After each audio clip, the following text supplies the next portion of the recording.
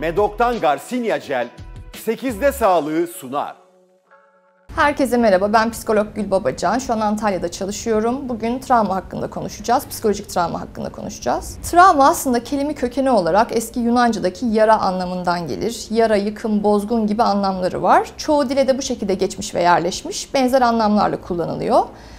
Günlük hayatımızda da pek çok üzüntü, sıkıntı yaratan durumlar yaşarız hepimiz. Ama bunların hepsine travma demiyoruz. Peki neye travma diyoruz?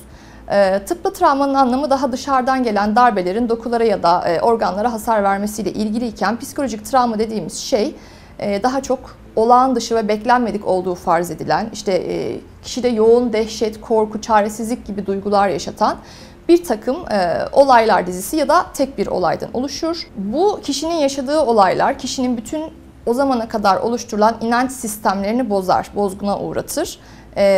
Ve bu kişinin direkt şahit olması, direkt başına gelen bir şey olmasının yanı sıra sevdiği birinin başına gelen bir şeye şahit olması ya da işi gereği sürekli bu tarz olaylarla haşır neşir olan insanlarda da yine travmatik tepkiler görülebilir.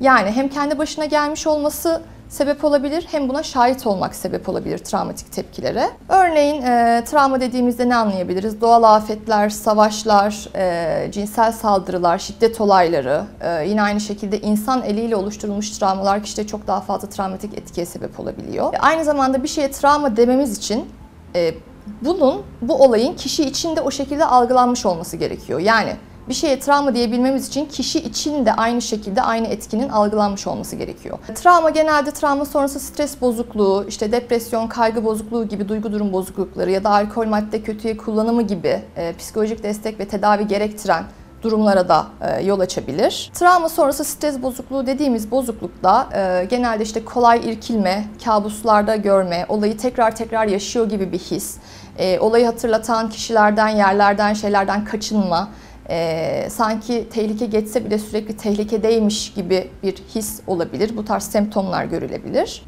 Dipnot olarak şunu söyleyelim. Travmadan sonra akut stres bozukluğu dediğimiz bir dönem var bir ay boyunca. Yani travmadan sonraki bir ay bu kabuslar, çabuk irkilme, çabuk sinirlenme, kolay duygu durum değişiklikleri bunlar yine görülebilir.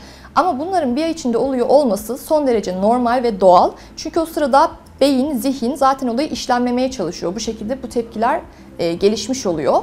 Ama olayın üstünden bir ay ya da daha fazla süre geçti ve bu tepkilerde, bu semptomlarda bir azalma yok, aynı şiddette devam ediyor.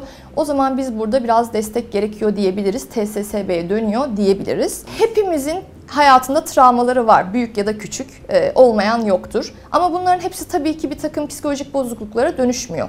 Bunda pek çok faktör var. Ama eğer uzun süredir benzer konuştuğumuz gibi ya da sizi rahatsız eden benzer şikayetler yaşıyorsanız, özellikle ruh sağlığı uzmanları yani psikologlar ve psikiyatristten destek alabilirsiniz. Özellikle travma alanında deneyimli birinden destek almak çok daha fayda sağlayacaktır. Herkese sağlıklı günler. Medok'tan Garcinia Gel 8'de sağlığı sundu.